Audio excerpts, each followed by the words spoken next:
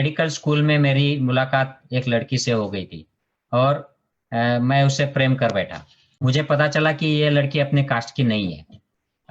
और मुझे ये भी पता चला कि कास्ट तो दूर की बात है, ये मेरे धर्म की भी नहीं है।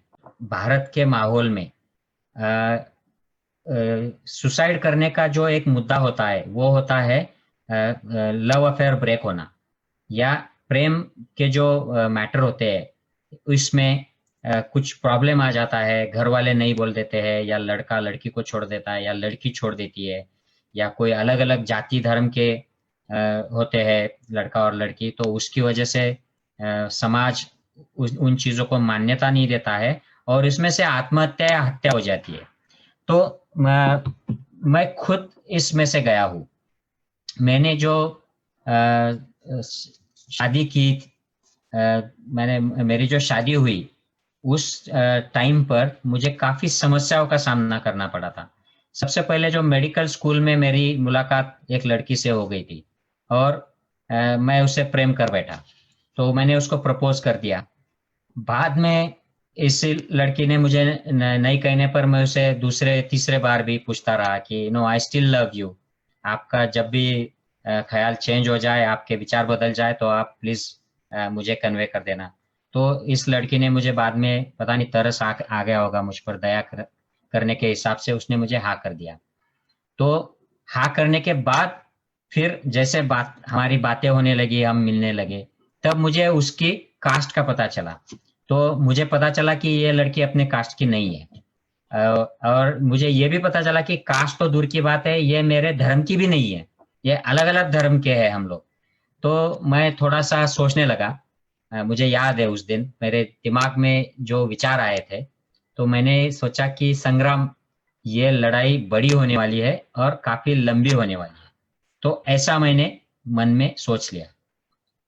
और फिर ये घर पर जब बातें पता चली तो उनको ये जो मेरा मैटर था, लव का जो मैटर था वो पसंद नहीं था। उन्होंने सीधा इसको रिजेक्ट कर दिया। मेरे सिस्टर की शादी होना बाकी थी। तो इन सब डिफिकल्टीज से गुजरते हुए मुझे काफी तकलीफ हुई और इवेंचुअली मेरी शादी हो गई। अब सब सेटल है, मेरे दो लड़के हैं, मेरे माता पिता, इनसे मैं रेगुलर मिलता हूँ, उनके साथ रहा हूँ अब जब मैं जलगांव में था। तो अब कोई समस्या नहीं है। लेकिन जब जब मैंने शादी की थी तब मैं 4 साल घर से मुझे बाहर रहना पड़ा था। ना कोई मुझे डायरेक्ट मिलने को मिला, ना फोन पर बात करने को मिली। तो काफी स्ट्रेसफुल समय था।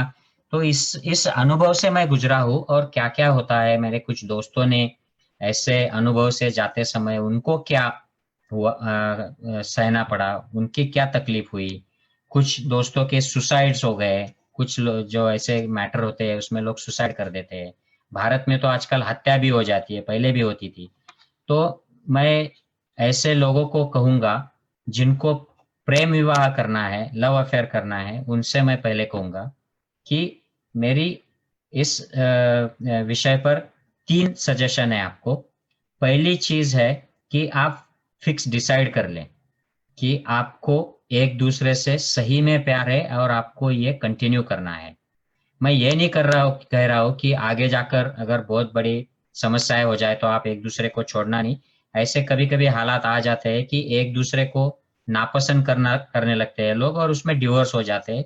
ये बातें भी हो सकती है, लेकिन ये अच्छी बातें नहीं है, लेकिन होती है। तो आप पहले डिसाइड कर लीजिए कि आप एक दूसरे के साथ ऑनेस्ट रहेंगे और आप कंटिन्यू करेंगे, किसी भी हालत में कंटिन्यू करेंगे। अगर ये तय हो जाता है तो दूसरी बात आती है कि आप फाइनेंशियली इंडिपेंडेंट हो क्या। अगर आप फाइनेंशियली इंडिपेंडेंट नहीं हो तो प्लीज ये लव अफेयर मत करिए, और लव अफेयर है तो शादी तक के निर्णय मत लीजिए। क्योंकि अगर आप खुद पैसे नहीं कमा रहे हो और आप पापा और मम्मी के स्कॉलरशिप पे आप खुद जी रहे हो, तो आपको काफी सारी प्रॉब्लम हो जाएगी अगर वो लोग नहीं कर बैठेंगे तो उनका अगर अपोजिशन आता है तो आप फाइनेंशियली इंडिपेंडेंट होने चाहिए। और तीसरी जो बात होती है इसमें, आप जो कुछ लोग, मैं सबकी नहीं बात कर रहा हूँ, मेरे घर के लोग क्या कहेंगे उसके बाद मैं निर्णय लूंगा। मेरे मम्मी के ऊपर डिपेंड है, मेरे पापा के ऊपर डिपेंड है। और फिर शुरू में तो हम आगे निकल जाते हैं और बाद में फिर इसमें हम पीछे हट जाते हैं। जैसे ही मम्मी धमकी दे देती है या पापा धमकी दे देते हैं कि अगर तुम ये कर लोगे तो मैं जान दे दूंगा, अगर ये करोगे तो मैं खुद को मार दूंगा। अगर ये ऐसे धमकियों के असर से आप अपना लव अफेयर ब्रेक करने वाले हो तो शुरू ही मत कीजिए। ये धमकियां मुझे भी आई थी, मेरे भी घर वालों ने मुझे ये धमकियां दी थी, मारने की और मरने की। लेकिन मैंने फिक्स कर लिया था कि जिस लड़की को मैंने वचन दिया है उससे मैं शादी करूंगा, और उसके लिए मुझे कुछ भी सहना पड़े और उसके लिए मुझे कोई भी कॉम्प्रोमाइज करना पड़े। तो यह फिक्स कर लिया था।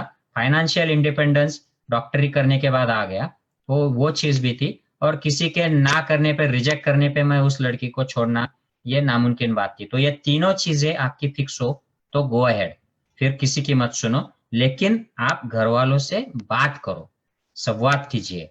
अगर, क्योंकि संवाद से काफी सारे मसले हल हो जाते हैं। लेकिन उसके बावजूद अगर वो नहीं मानते हैं और आप लोग फिक्स है, कमिटेड है, तो आपको शादी करनी चाहिए। फिर आपका मजहब कुछ भी हो, आपकी जाति कुछ भी हो। और घर वाले जो लोग हैं जो ऐसे माहौल में अपोज करते हैं, उनके लिए मैं सलाह दूंगा कि आप लोग प्लीज एक बात समझिए। आप अगर आपके बच्चे को या बच्ची को, लड़की को स्कूल में भेजते हो तो वहां पर वो साइंस पढ़ते हैं। साइंस में सिखाया जाता है कि ऐसी कोई जाति या धर्म या मजहब ये नहीं होता है, ये सब मानव निर्मित है। तो आप अगर स्कूल में उनको भेज रहे हो तो ये जो नेचर का जो सत्य है वो पढ़ेंगे और वो अपने जीवन में भी इसको उतारेंगे, और आप उसको विरोध करेंगे घर से। तो ये बात एक कॉन्ट्रास्टिंग हो जाती है। दूसरी जो बात है कि वो वहां पर जाकर नागरिक शास्त्र पढ़ेंगे, सिविक्स, उसमें कानून पढ़ाया जाएगा, और आप उनको विरोध करेंगे कि नहीं आप शादी नहीं कर सकते हो, और वो बोलेंगे कि 18 साल के ऊपर तो हम हमारा डिसीजन ले सकते हैं। आप अपने लड़कों को मेडिकल, इंजीनियरिंग, आर्किटेक्ट, वकीली की डिग्री करवाओगे और उनको बोलोगे कि तुम आपकी मर्जी से नहीं, हम हमारी जाति में हमारी मर्जी से आपको शादी कराएंगे। तो आप ये विरोधाभास जो है आपको ये रोकना होगा।